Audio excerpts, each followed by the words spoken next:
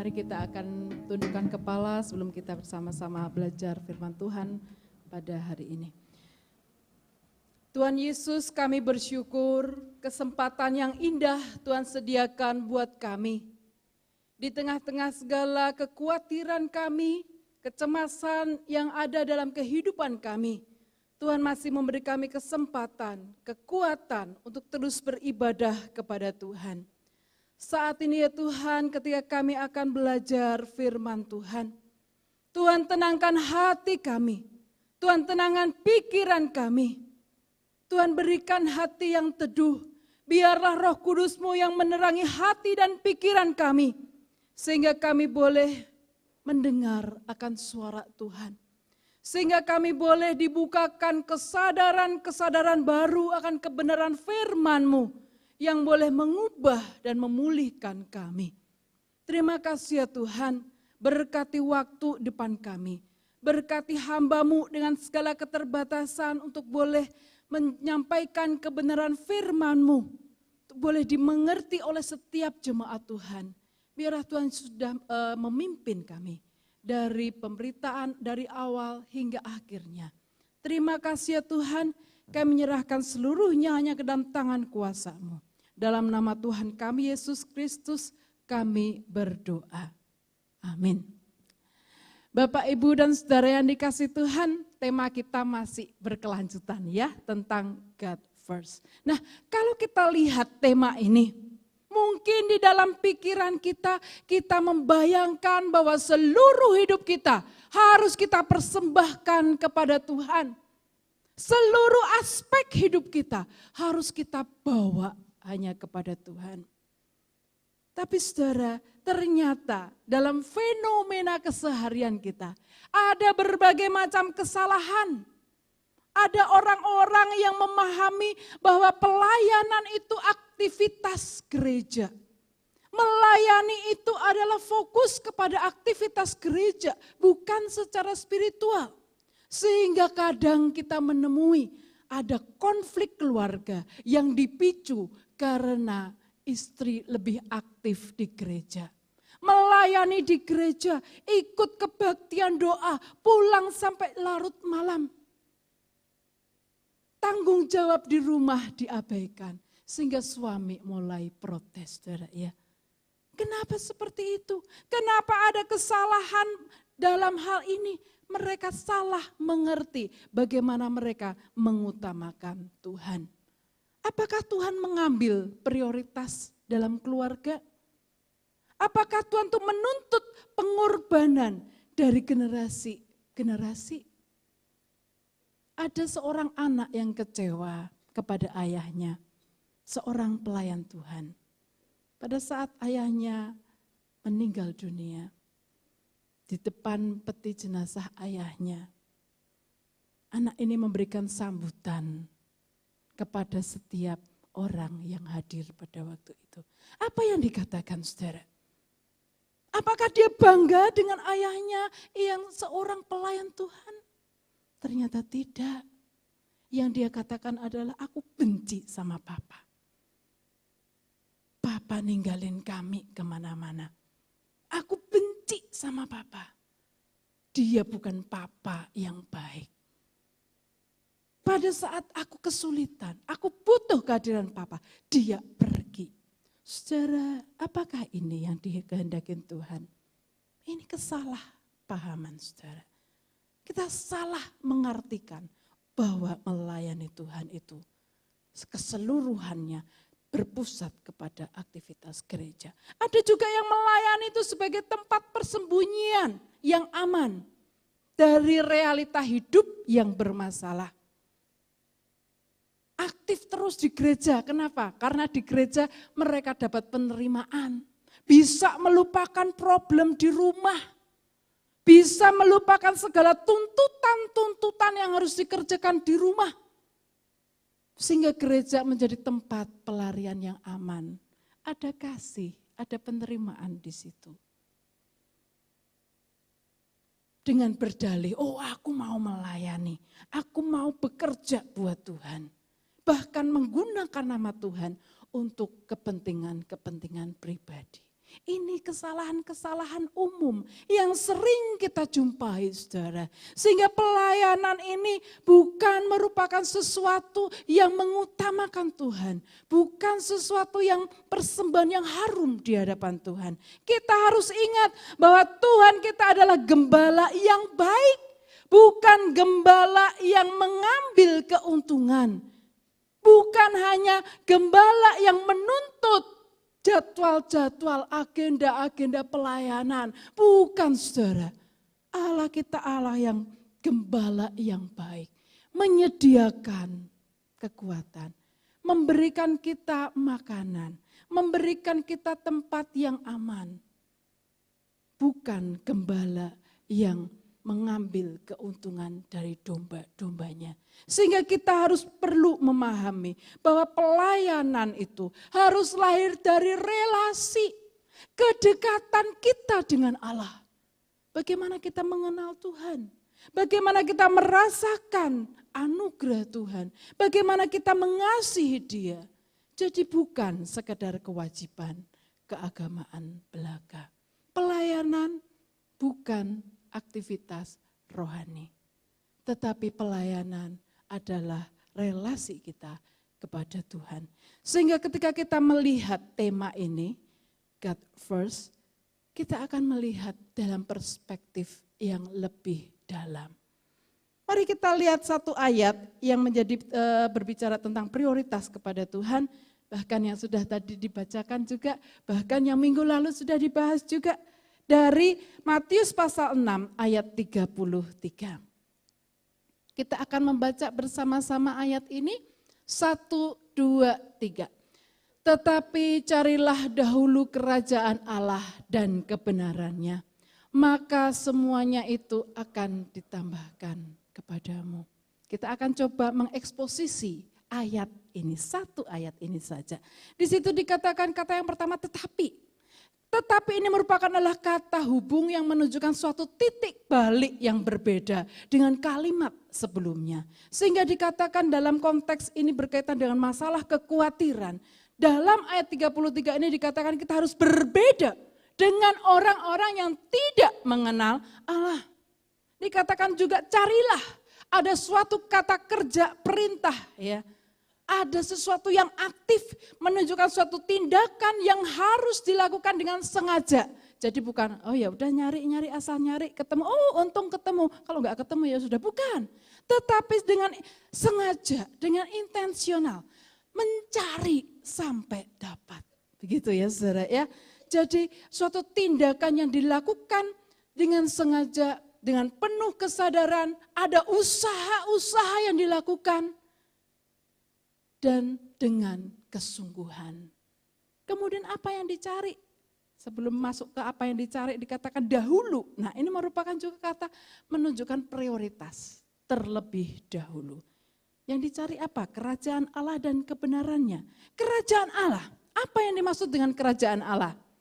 Kalau kita perhatikan di dalam bacaan yang lain, Matius 5 ayat 3 dikatakan berbahagialah orang yang miskin di hadapan Allah. Karena mereka yang empunya kerajaan Allah. Apa itu kerajaan Allah, saudara ya? Dikatakan orang yang miskin di hadapan Allah. Orang yang miskin di hadapan Allah ini berarti orang yang merasa haus, merasa rindu, merasa tidak berdaya di hadapan Tuhan. Mereka inilah orang yang empunya kerajaan Allah. Kemudian juga dalam Matius 5 ayat 10 dikatakan berbahagialah orang yang dianiaya oleh sebab kebenaran. Mereka juga orang-orang yang memiliki kerajaan Allah. Kalau kita lihat kedua bagian ini, kerajaan Allah ini adalah sebuah komunitas umat Tuhan. Yang bagaimana? Yang selalu haus akan Tuhan. Yang berpegang teguh pada iman. Bahkan dia rela mengalami aniaya. Bahkan dia rela harus menanggung segala penderitaan karena imannya. Mereka inilah yang empunya kerajaan Allah.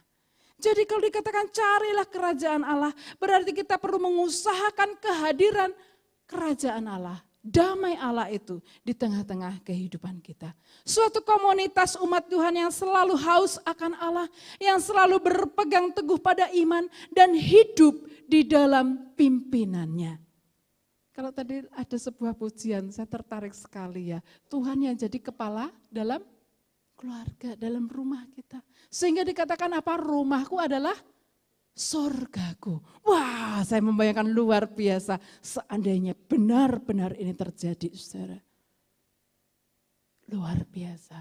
Pimpinan Tuhan akan mengalir, akan memimpin keseluruhan aspek. Dan sorga itu betul-betul hadir di dalam keluarga. Tapi realitanya rumah itu kadang menjadi tempat yang tidak nyaman. Ya, nah nanti itu kita akan bahas dalam konteks keluarga. Kemudian beralih lagi kerajaan Allah dan kebenarannya. Apa tuh kebenaran Allah? Bagaimana hidup dalam kebenaran? Nah, melalui Roh Kudus kita berusaha menaati perintah Kristus. Tanpa Roh Kudus kita tidak bisa melakukannya. Karena kita terikat dalam natur berdosa. Natur daging kita, natur berdosa kita masih mengikat kita selama kita hidup di dunia ini. Oleh sebab itu kita perlu bekerja sama bersama dengan Roh Kudus. Sehingga kita boleh hidup di dalam tuntunan Tuhan. Kalau kita perhatikan gambar itu ya, gambar di slide-nya itu ya, itu ada beberapa tahap ya. Yang pertama yang paling bawah itu seorang yang masih diperbudak oleh dosa, yang belum percaya kepada Tuhan. Kemudian ada gambar salib. Nah, di situ mulai terjadi pertobatan. Nah, setelah pertobatan itu ada garis yang naik turun begitu ya. Nah, ini adalah proses hidup kita. Dikatakan di situ adalah bertumbuh di dalam kekudusan. Itu adalah proses sanctification, pengudusan yang Tuhan kerjakan di dalam hidup kita. Melalui kerjasama kita bersama dengan Roh Kudus, kita dituntun hari demi hari untuk semakin taat kepada Tuhan. Kadangkala kita jatuh, saudara ya. Kita gagal mengasihi karena apa? Kemarahan itu begitu besar dalam diri kita. Jengkelnya setengah mati sampai sulit untuk mengasihi. Kadang kata-kata kotor, kata-kata kasar yang menyakitkan yang keluar dari mulut kita. Karena hati kita dikuasai kemarahan. Ketika sadar bertobat, nanti ada salahnya lagi, saudara. Ketika dipicu oleh sesuatu, waduh, langsung kemarahan itu muncul kembali. Nah, disinilah proses itu berjalan bersama dengan Tuhan. Kita diberikan kesadaran, Roh Kudus memberikan kegelisahan di dalam hati kita. Roh kita diterangi oleh Roh Tuhan, hati nurani kita diterangi oleh Roh Kudus. Disinilah proses pengudusan sehingga kita makin peka akan ini dosa loh, ini salah loh, gak boleh loh. Aku pengen yang ini, yang menyenangkan Tuhan. Aku ingin sesuatu yang baik, yang berkenan kepada Tuhan. Inilah proses pengudusan itu, saudara. Kita makin membenci dosa. Kita makin tahu, oh ini gak boleh, aku harus benci. Jadi kita tidak lagi hidup di dalam dosa, tapi kita membenci dosa. Kita mulai ada kesadaran-kesadaran melakukan apa yang Tuhan inginkan. Kita makin pengen dekat dengan Tuhan, ingin mengasihi Tuhan. Mengasihi itu artinya sebenarnya memberikan waktu, saudara. Makin rindu akan firman, makin ingin terus bertumbuh, ingin menyenangkan hati Tuhan. Disinilah proses pengudusan itu. Dan kita disuruh mencari kebenarannya, kebenaran di dalam firman, melalui proses pengudusan itu. Dan setelah itu apa yang terjadi, saudara? Semuanya akan ditambahkan. Maka ini bisa berarti akan, tapi juga bisa menunjukkan suatu sebab akibat jika suatu syarat terpenuhi. Dan ketika kita mencari dengan sungguh-sungguh, hidup sebagai orang-orang anggota kerajaan Allah yang mempertahankan iman, yang sungguh-sungguh haus akan kebenaran firman Tuhan, Dan kita juga mencari kebenarannya, hidup dalam kebenaran, mau dipimpin oleh Roh Kudus, masuk dalam proses pengudusan, maka semuanya akan ditambahkan. Ditambahkan, ini merupakan proses penambahan dalam kata kerja bentuk pasif. Artinya siapa yang nambahin? Tuhan. Bukan kita yang nambahin, tapi Tuhan yang menambahkan. Jadi saudara, dari ayat ini Tuhan menggendaki umatnya itu mengutamakan Dia. Mempunyai relasi yang mengenal Dia, makin mengasihi Dia, punya iman yang sungguh-sungguh, hidup sesuai dengan kehendaknya. Lalu bagaimana penerapan ayat ini dalam konteks keluarga? Bagaimana kita bisa mengutamakan Tuhan di dalam keluarga kita? Nah, sebagai contoh misalnya dalam Yosua pasal 24 ayat 15, di situ dikatakan bagaimana Yosua komitmen di hadapan umatnya pada waktu itu untuk dia tetap beribadah kepada Tuhan. Ayat ini ditulis dalam konteks perpisahan, pidato perpisahan Yosua sebelum orang-orang Israel ini ke tanah pusaka milik mereka masing-masing. Jadi sebelum berpisah, sebelum berpencar, Yosua ngumpulin para pemimpin-pemimpin ini. Kemudian Yosua memberikan pidato perpisahan, setelah itu diberikan tantangan. Ya. Nah setelah itu Yosua memberikan komitmen bahwa aku dan keluargaku, aku dan seisi rumahku, aku akan beribadah kepada Tuhan. Ya. Nah, kalau kita lihat tantangan yang dihadapi Yosua pada waktu itu adalah keberadaan ilah-ilah lain yang dianut oleh bangsa-bangsa Kanaan pada waktu itu. Sehingga dibutuhkan suatu komitmen yang kuat untuk umat Tuhan ini sungguh-sungguh hidup sebagai umat Tuhan. Sehingga Yosua memberikan tantangan dan dia menunjukkan komitmennya bahwa aku akan beribadah kepada Tuhan. Lalu tantangan kita sekarang apa saudara? Tantangannya berbeda. Mungkin lebih sulit karena saat ini terjadi pergeseran nilai spiritual dan moral. Orang-orang tidak lagi sungguh-sungguh punya keinginan untuk bergantung kepada kuasa Allah. Karena mereka bisa melakukan banyak hal dengan kekuatannya sendiri. Dengan teknologi yang ada mereka bisa melakukan apa-apa. Nah ini hati-hati. Ini bisa membuat kita tidak lagi bergantung sama Tuhan, tapi bergantung pada teknologi. Demikian juga pergeseran moral, saudara. Berdasarkan penyelidikan gitu ya, data-data dari, saya melihat dari BKKBN, tapi sudah lama, sekitar 2008. Anak-anak yang mulai terpapar pornografi itu, kelas 4 SD. Kelas 4 SD kira-kira umur berapa? 10 ya, kira-kira 10 tahun sudah terpapar pornografi. Entah sengaja, enggak sengaja disuruh temen atau dipaksa temen, ada yang tangannya ditaruh belakang begini, anaknya suruh lihat gini, matanya dibeginiin, ya supaya lihat.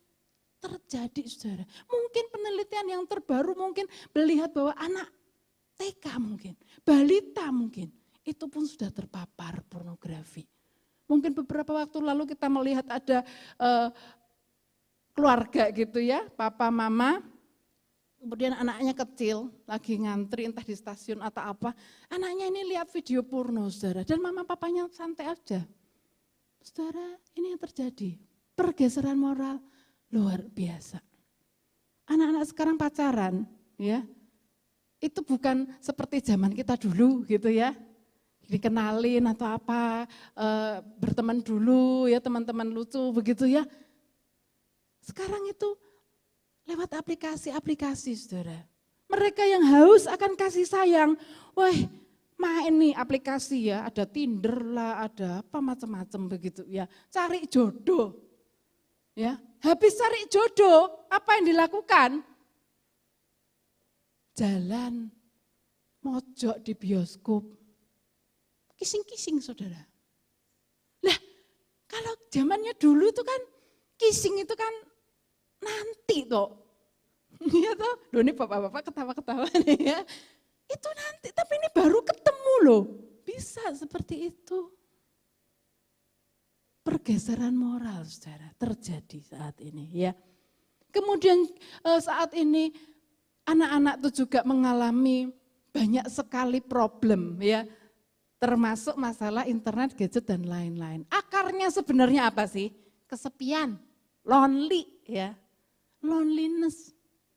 Ngomong sama mama, ngomong sama papa kagak nyambung. Ngoceh mulu, suruh belajar mulu gitu kan. Kayaknya gak pahamin apa sih yang menjadi kebutuhan dia. Akhirnya menarik diri.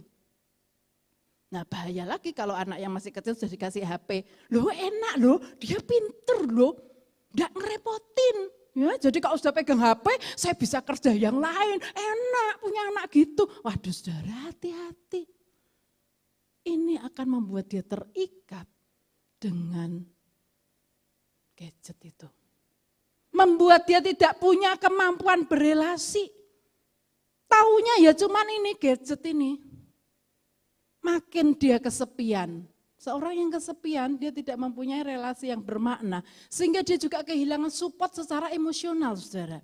Gampang stres, daya tahan terhadap stresnya itu kecil. Kayak kerupuk, saudara. Ya. Gitu. Ada tekanan sedikit langsung ambruk, saudara. Ambyar gitu kan. Nah itu yang terjadi. Anak sekarang rentan sekali. Sehingga kita perlu melihat realita-realita hidup seperti ini. Ini tantangan bagi kita, tantangan bagi keluarga kita. Bahwa anak-anak ini awalnya dari kesepian sampai akhirnya dia mencari tempat yang nyaman buat dirinya. Sehingga akhirnya terjebak di dalam adiksi internet, pornografi, game, dan lain-lain. Kita selalu kurang memberikan pujian, selalu menuntut A, B, C, dan lain-lain. Sementara dia tidak bisa memenuhi tuntutan itu. Di sekolah diomelin gara-gara nilai jelek, sampai rumah juga sama episode kedua, diomelin gara-gara nilai jelek. Sedangkan ketika dia main game, apa yang terjadi saudara? Wah, dia dapat piala ya. Dapat reward di situ. Dapat penghargaan, naik level. Apa enggak senang dia? Senang. Perasaan dihargai, perasaan usahanya diterima, didapat melalui game. Kalau kita tidak meraih hal ini, saudara, kita akan kehilangan anak-anak kita. Saudara, ini tantangan. Kemudian belum lagi ada problem relasi. Belum kalau lihat gambar ini ya ada perceraian. Tingkat perceraian tertinggi di Indonesia disebabkan oleh faktor ekonomi. Masalah kerjaan.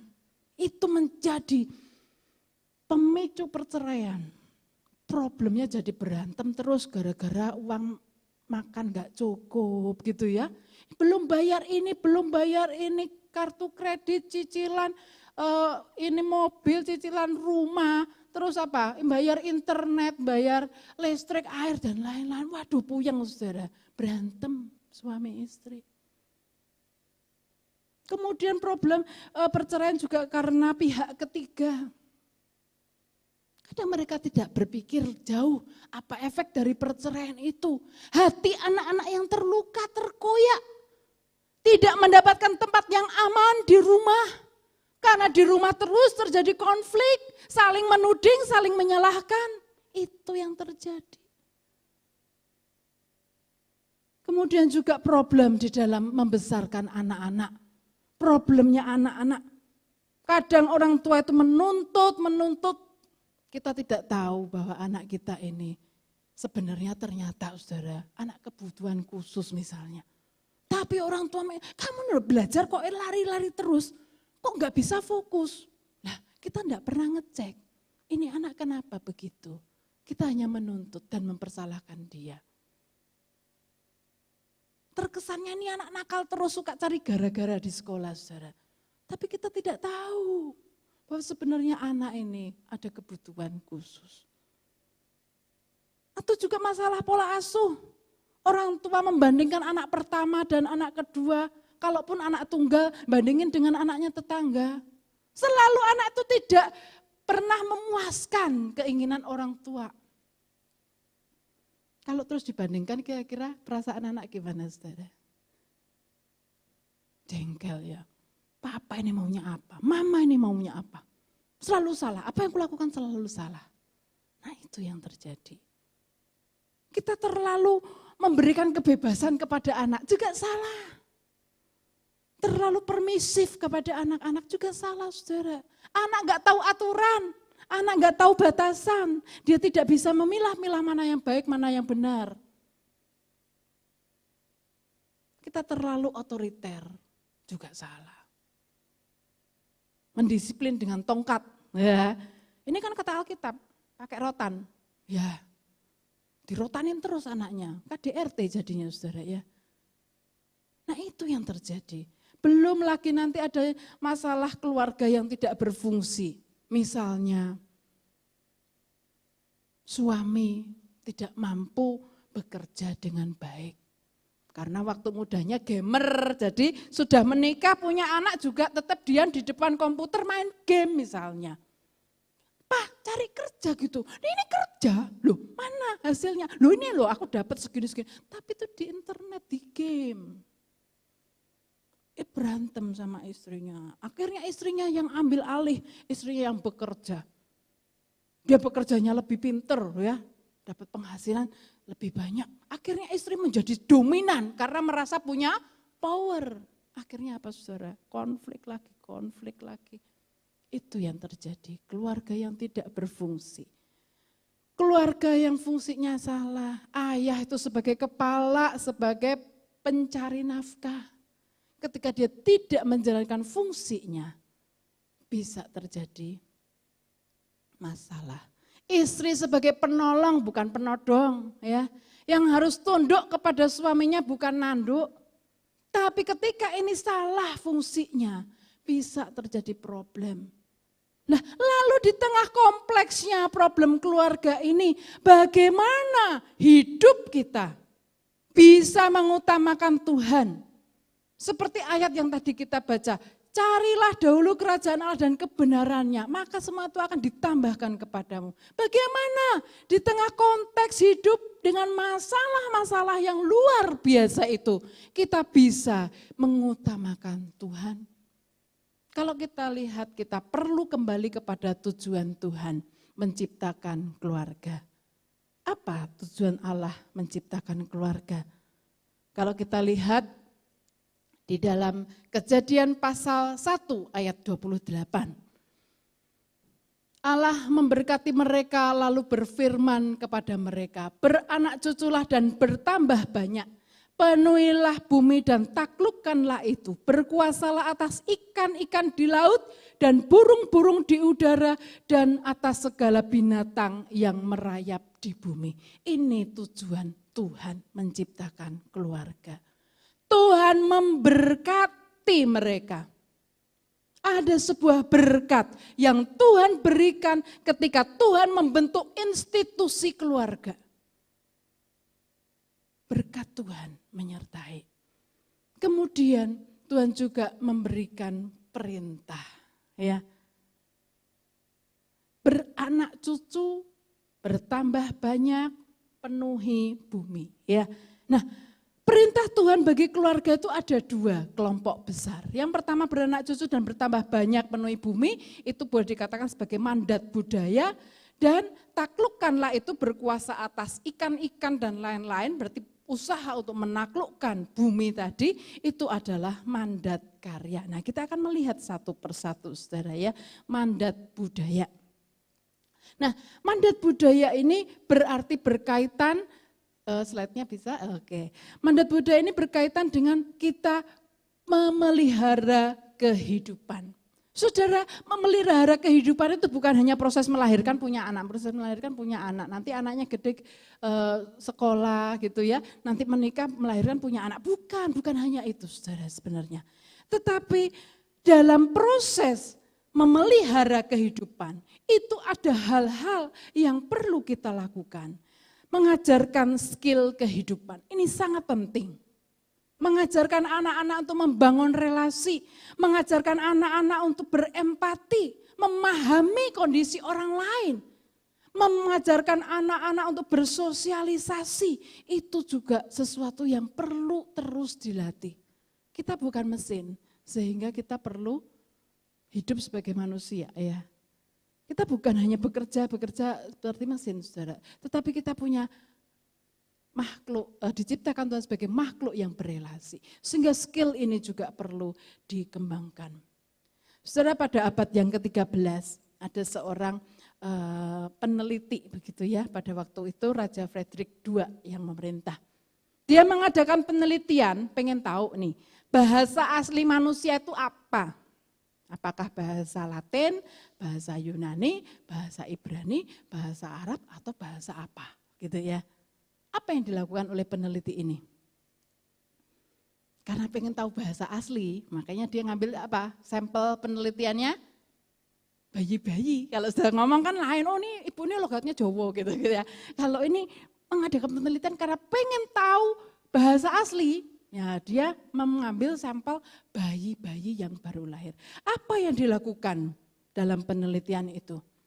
Bayi-bayi itu saudara ditaruh di sebuah ruangan, kemudian ada perawat-perawat yang memberikan susu, memandikan gitu ya, ganti popok kalau dia pipis begitu ya, dibersihkan dan lain-lain. Tapi dengan syarat perawatnya ini pakai masker kayak yang corona itu ya, jadi nggak kelihatan apa-apa. Ya, sehingga perawat ini juga nggak boleh ngomong dan ekspresi wajahnya tidak boleh ditampakkan ya karena pakai masker gitu ya. Nah, apa yang terjadi? Apakah bayi-bayi itu kemudian bunyi suaranya ngomong apa begitu? Jangankan bunyi, saudara cuma nangis doang. Enggak sampai 2 tahun, apa yang terjadi? Bayi-bayi itu meninggal. Saudara, hidup tanpa relasi itu seperti itu tadi loh. Enggak ada tawa, enggak ada muka lucu gitu ya. Enggak ada tepuk tangan dari orang tua. Itu membuat bayi-bayi ini kehilangan kasih sayang dan akhirnya mati, saudara. Kalau kita enggak mengajarkan skill berelasi, anak-anak kita juga bakal seperti itu. Kayak zombie, mukanya datar, ke sekolah. Itu terjadi. Kalau kita tanya, kamu di sekolah ada teman enggak? Apa yang terjadi di sekolah? Biasa aja. Pulang sekolah apa yang dilakukan? Masuk kamar. Masuk kamar. Mainan HP. Kalau diingetin, jangan di HP terus, HP-nya taruh 1 jam kemudian baru boleh pakai. Ngelamun dia. Karena enggak ada relasi. Kesepian. Hati yang kosong, tidak ada cinta kasih yang bisa dirasakan. Karena cinta kasih itu hanya bisa dirasakan melalui relasi. Melalui komunikasi, melalui ekspresi kita. Anak akan mengenal cinta kasih kita. Tapi kalau enggak, saudara, dia akan kehilangan bahkan hidupnya. Akan hilang, saudara. Nah, disinilah mandat budaya itu mengingatkan kita bahwa kita perlu memelihara kehidupan. Artinya kita juga memenuhi kebutuhan perkembangan anak. Memenuhi kebutuhan perkembangan seorang anak itu apa aja? Rasa aman, perlu, saudara. Sehingga anak itu berasa nyaman, tidak selalu gelisah, nangis terus. Tiap malam kita nggak bisa tidur gara-gara anak kita nangis terus sepanjang malam. Ini berarti sebenarnya anak itu gelisah. Ada perasaan aman yang tidak terpenuhi di dalam dirinya. Kita perlu tahu perasaan aman itu penting buat seorang anak. Kalau anak gelisah terus, saudara, sampai dia dewasa pun dia akan punya kegelisahan yang besar. Sehingga dia perlu ada pemenuhan, ya substitusi pemenuhan kebutuhan akan rasa aman itu. Kemudian juga rasa kasih sayang, anak disayang, merasa dicintai, ya, merasa dikasihi. Orang tua punya waktu yang dekat untuk membangun relasi dengan anak-anak. Anak-anak ini punya keberanian untuk mengekspresikan dirinya. Orang tua juga bisa bercanda bersama anak-anak. Nah ini kehidupan saudara. Karena manusia itu makhluk yang bermain juga, homo ludens ya. Makhluk yang bermain. Sampai tua pun kita butuh bermain saudara. Jadi bercanda itu perlu saudara ya. Tapi kalau enggak ada bercandaan, di keluarga itu seperti apa tuh? Pendidikan semi militer misalnya ya. Anak masih kecil sudah disiplinnya setengah mati. Dia enggak akan bisa punya perasaan bahwa dia dicintai. Dia hanya merasa dituntut. Enggak boleh salah. Itu yang terjadi saudara. Perasaan dicintai, perasaan diterima, ini merupakan kebutuhan anak dalam proses perkembangan.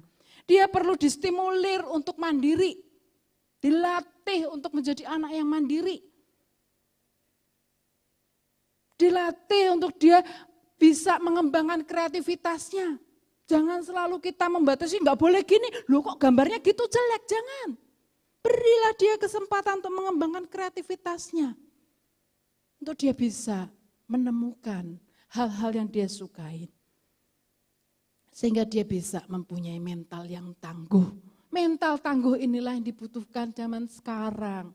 Di tengah-tengah tantangan hidup yang berat kita butuh mendidik anak-anak kita mempunyai mental yang tangguh untuk bisa menghadapi tantangan-tantangan itu.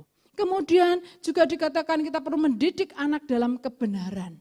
Kalau kita lihat Efesus pasal yang ke-6 ayat yang ke-4 dikatakan, dan kamu bapak-bapak janganlah bangkitkan amarah dalam diri anak-anakmu, tetapi didiklah mereka dalam ajaran dan nasihat Tuhan.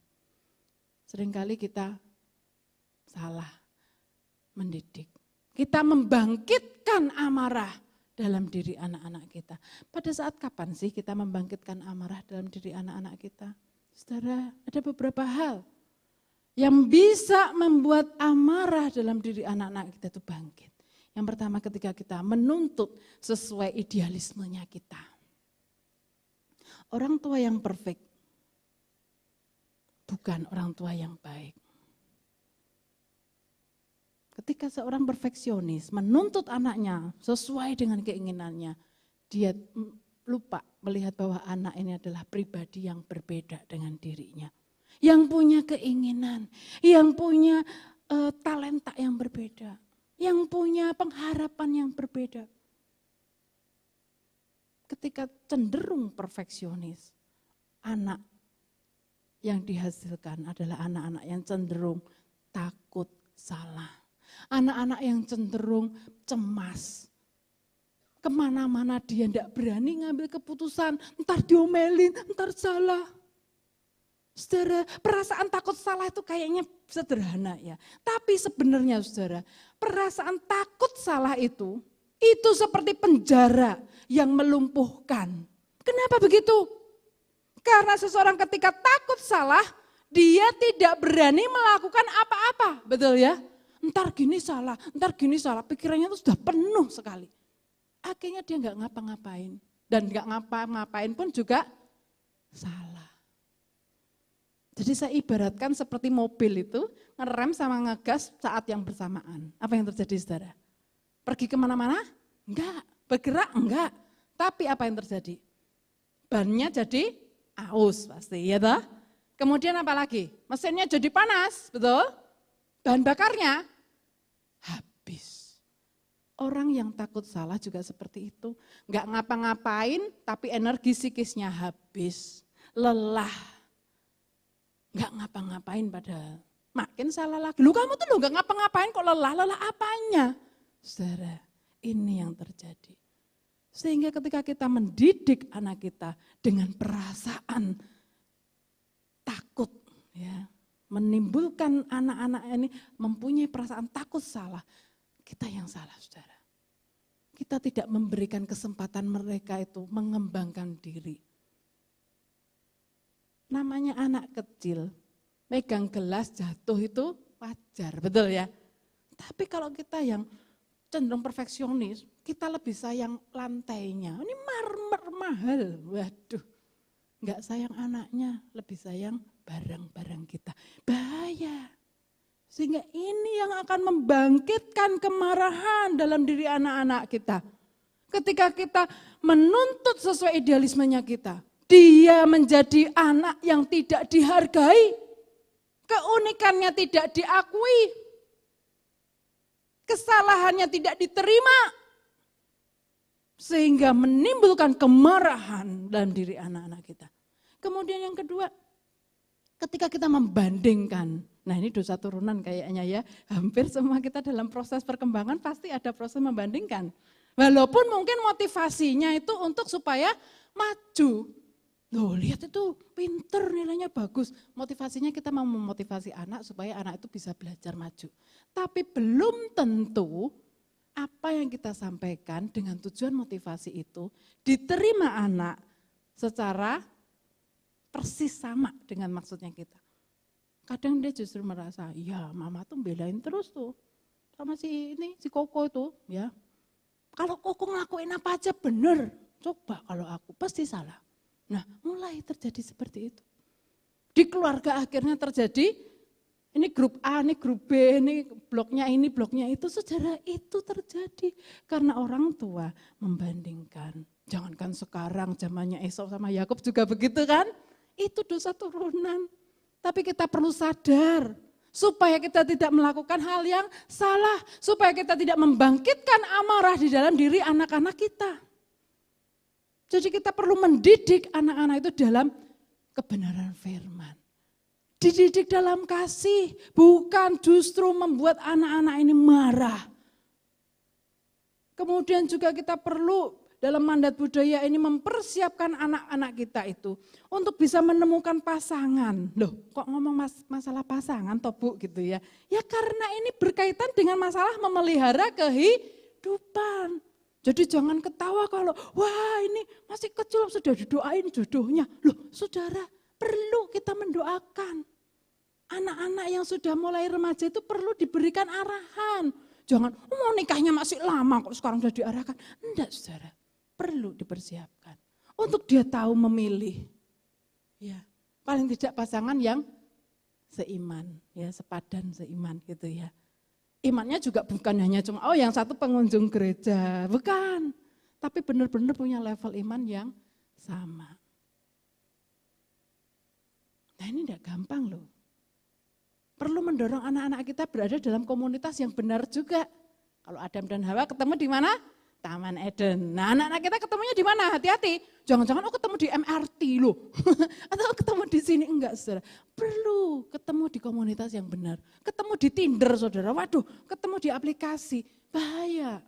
Saya sering kali mengatakan pada anak-anak itu ya. Hati-hati jangan pakai aplikasi-aplikasi itu. Kenapa? Karena mereka yang masuk aplikasi itu adalah orang-orang yang juga mengalami problem-problem, entah problem keluarganya, ya, entah problem dengan pribadinya, pasti seperti itu. Sehingga kita perlu lihat yang di realita, ya. Sehingga kadang perlu didorong tuh anak-anak kaum muda itu ya, untuk bisa bangun relasi yang baik. Ya perlu didoakan untuk pelayanan anak-anak kaum muda, untuk mereka juga boleh diberikan pengarahan-pengarahan untuk mencari teman hidup yang cocok, menjaga kekudusan dalam masa pacaran, sehingga mereka nantinya juga boleh menjadi rekan berikutnya untuk melahirkan anak-anak, untuk sama-sama bekerja menjadi rekan sekerja Allah di dalam memelihara kehidupan dari generasi ke generasi. Nah hati-hati juga saudara ya. Tadi saya mengatakan syarat utama harus beriman, tapi untuk zaman sekarang ada syarat yang lebih utama lagi, yaitu harus beda jenis. Ya, karena apa? Banyak, aku naksir ini loh loh kok naksir kok sama-sama namanya apa? Cewek. Iya ya habis kalau sama yang cowok tuh ngeselin. Nah, ada lagi yang gini, SMA di sekolah dilarang deket sama lawan jenis, gak boleh pacaran gitu ya. Ya sudah, aku deketnya sama cowok juga. Waktu kuliah, jadian nih sama cewek, tapi buat status supaya mamanya gak curiga. Giliran mamanya nanya, kapan Nyo kamu mau ngelamar itu pacarnya kamu gitu kan. Hah, kok ngelamar? Enggak lah. Mulailah konflik terjadi, gelisah. Akhirnya pacarnya diputusin. Aku enggak suka dia loh mas sebenarnya. Loh kamu pacaran berapa lama itu? Iya tapi terakhirnya konflik terus. Lah kamu gimana? Aku suka sama si Evan. Loh kok Evan? Padahal kamu kan Bambang. Waduh, kok Evan sama Bambang? Mamanya stres saudara ya. Lah kok sukanya yang sesama jenis toh? Ini terjadi saat ini. Jadi harus hati-hati. Untuk anak-anak juga boleh mempunyai pilihan yang terbaik. Didoakan, diajarkan. Karena mereka juga nantinya akan menjalankan misi Allah untuk memelihara kehidupan. Kemudian mandat karya yang kedua ya. Mandat karya, nah ini berkaitan dengan masalah penaklukan bumi, berkuasa atas ikan-ikan dan lain-lain tadi ya. Nah ini berkaitan dengan masalah bekerja sesuai dengan talenta yang Tuhan berikan. Hati-hati, banyak orang tua memberikan tuntutan kepada anaknya menjadi seseorang gitu ya. Karena mamanya gak kesampaian cita-citanya. Dulu cita-cita mamanya jadi dokter. Terus anaknya, kamu ntar jadi dokter ya. Wih bagus, cita-cita mulia itu dokter. Loh anaknya enggak suka, lihat darah aja ngeri, bisa pingsan ya. Kok disuruh jadi dokter? Ya. Dia hanya terobsesi dengan cita-citanya sendiri, tetapi memaksakan cita-cita itu kepada anak. Kita harus tahu, memberikan arahan, anak-anak kita ini talentanya apa? Apakah dia suka matematika, suka biologi, suka musik? Kita perlu tahu. Sehingga ketika anak-anak itu berkembang, sebenarnya mulai dari kecil, kita perlu menemukan, oh ini anak ini suka apa? Ya, memang dunia anak kecil itu ya, TK gitu, biasanya nyanyi, gerak itu memang dunianya mereka ya. Nah kita biarkan mereka dia explore bagaimana. Setelah itu dia mulai akan menyukai, kalau SD itu mulai logikanya mulai berkembang. Nah kita lihat perkembangannya seperti apa. Mulai diperkenalkan dengan cita-cita. Kalau di sini ada Kidsania, saudara, ya boleh bawa supaya dia tahu, oh pekerjaan itu jenisnya macam-macam ya dia tahu dan mana yang dia sukain. Sehingga ketika dia SMP paling tidak ya, SMP dia sudah memutuskan, oh aku kayaknya arahnya ke sini. Jangan nunggu, kan masih lama Bu. Ngapain SMP harus sudah tahu cita-citanya mau kemana, mau kuliah apa. Kan nanti SMA aja, kalau perlu kelas 3 baru tahu cita-citanya, terlambat saudara. SMA sekarang aja sudah mulai penjurusan ya kan. Jadi SMP itu harus sudah tahu maunya apa saudara. Sehingga jangan membandingkan dengan zamannya kita. Oh zamannya mama dulu SMP, ya SMP aja, biasa aja. Ntar dulu SMA kelas 1 itu masih semua belajar. SMA kelas 2 baru IPA, IPS gitu ya. A1, A2, A3 zaman saya dulu sampai A4 waktu itu. Tapi setelah itu ya sudah enggak apa-apa. Ambil A1 aja, nanti kamu bisa kuliah mau jurusan ekonomi, jurusan apa juga boleh. Nah kadang orang tua berpikir begitu. Anak A1, A2 itu keren, kalau anak A3 itu ya karena enggak diterima udahlah masuk A3. Enggak saudara, kita perlu tahu anak kita talentanya apa. Sehingga kita bisa memberikan arahan untuk mereka sesuai dengan pekerjaannya nanti. Karena anak-anak kita ini pun adalah rekan sekerja Allah untuk memelihara bumi. Ingat ya, rekan sekerja Allah kita diberikan tanggung jawab yang besar. Untuk mendidik anak-anak kita menjadi rekan sekerja Allah. Dan perlu kita ketahui ada jenis-jenis pekerjaan. Yang pertama pekerjaan yang dikehendaki Tuhan. Nah ini pekerjaan yang isinya memanusiakan manusia. Contoh dokter ya, merawat manusia. Orang yang sakit diobatin. Perawat juga begitu. Guru ya, pemain musik. Nah itu juga memanusiakan manusia. Dia mengembangkan talenta yang Tuhan berikan. Seorang analis, seorang ahli kimia, lah sama saudara.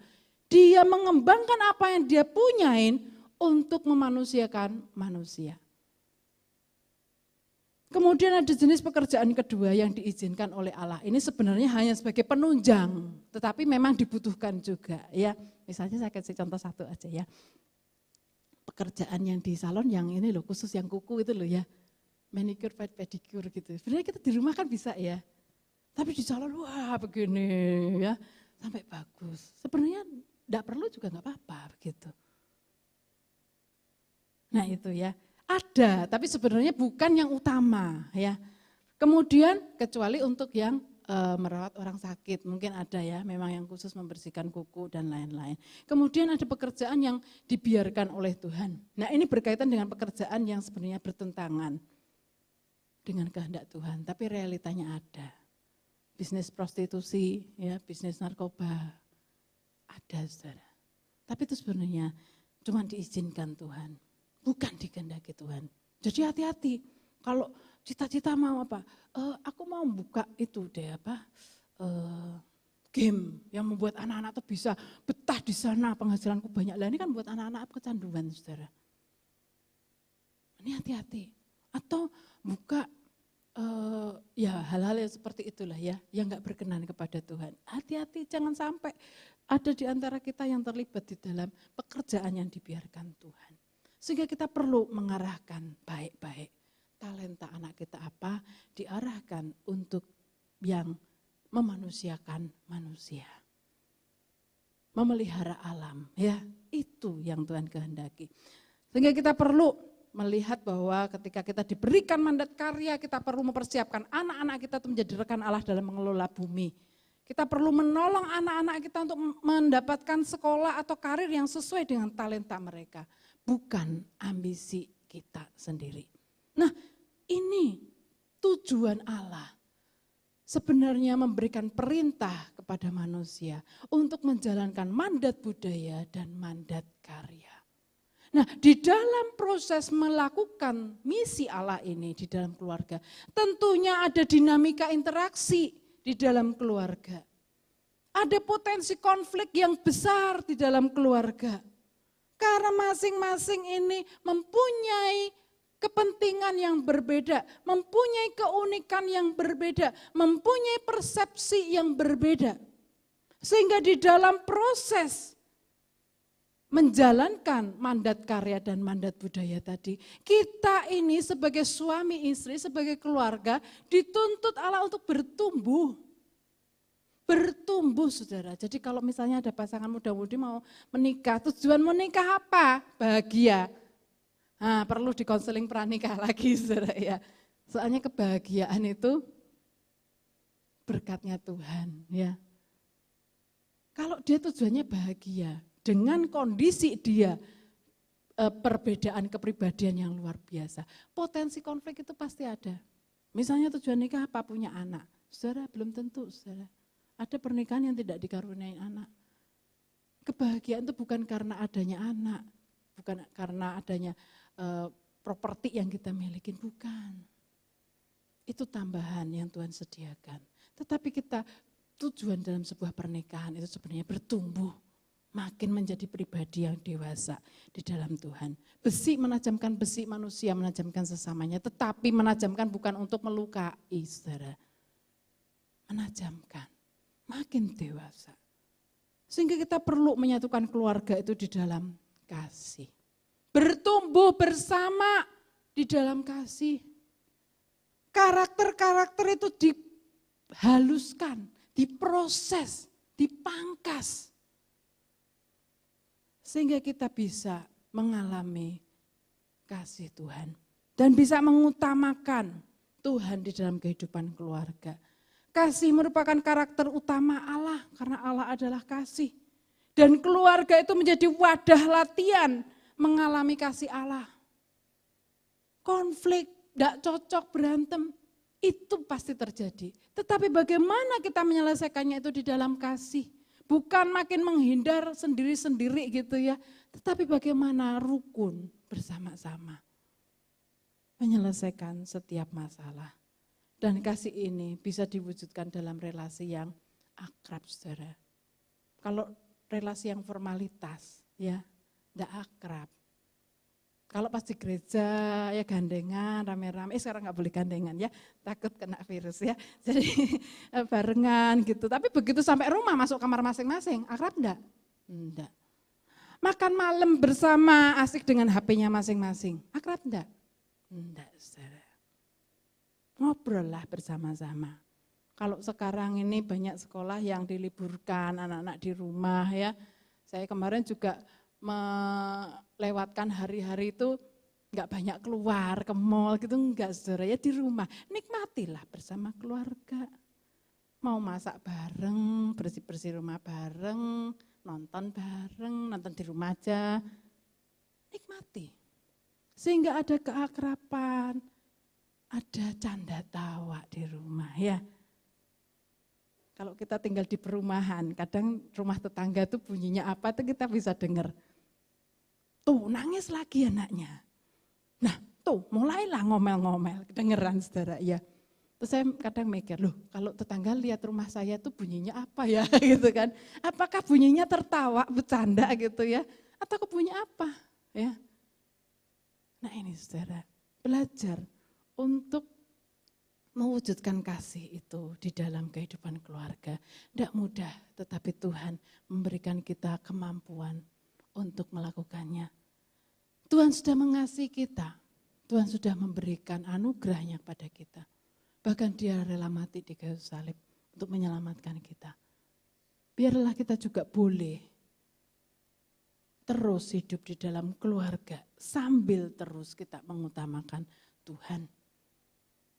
Kalau kita lihat bagian gambar berikutnya di penutup, sebenarnya kita masuk di dalam grand naratif, kisah agung Allah. Allah menciptakan dunia ini, kemudian tahap yang kedua manusia jatuh di dalam dosa, akibat dosa di Taman Eden.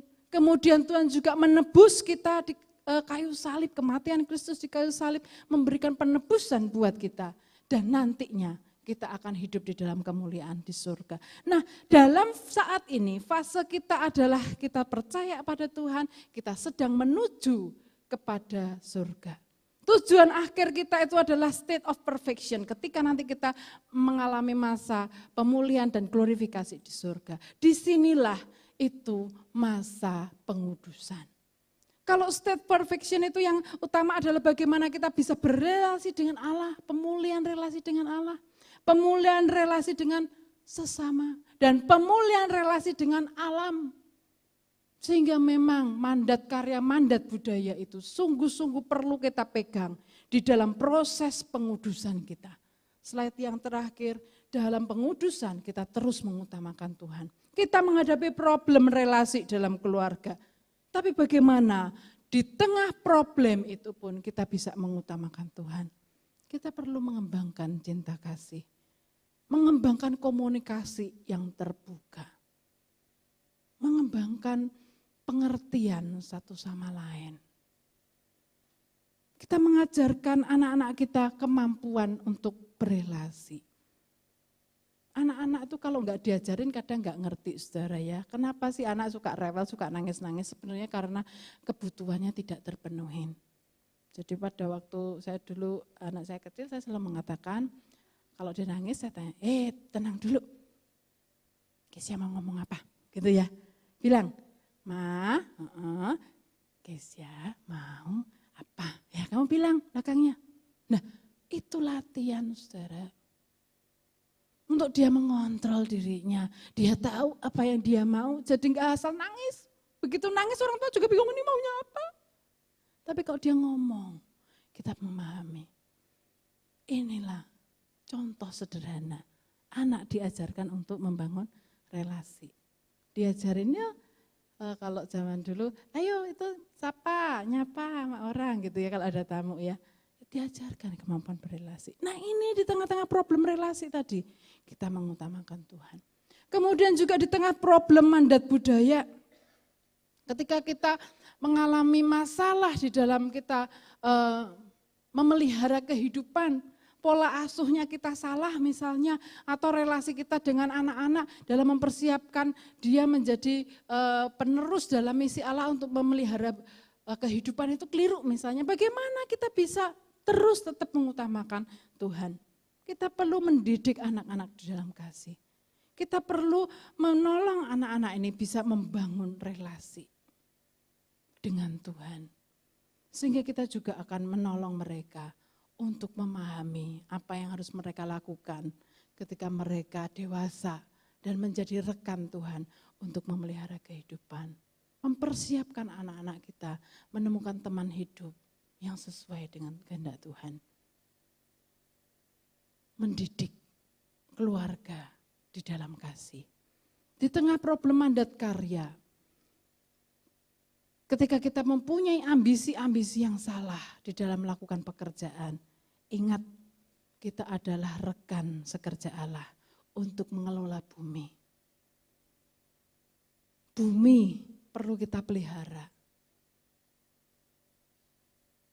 Hal sederhana yang bisa kita lakukan, misalnya menjaga kebersihan lingkungan kita. Ini kita berdamai dengan alam, saudara. Tapi kalau kita nggak mau, kita melakukan hanya mengeksploitasi bumi, ya akan hancur, saudara. Sehingga kita perlu ingat, ada mandat karya yang kita harus lakukan. Mengelola bumi, menaklukkan itu, memelihara bumi ini.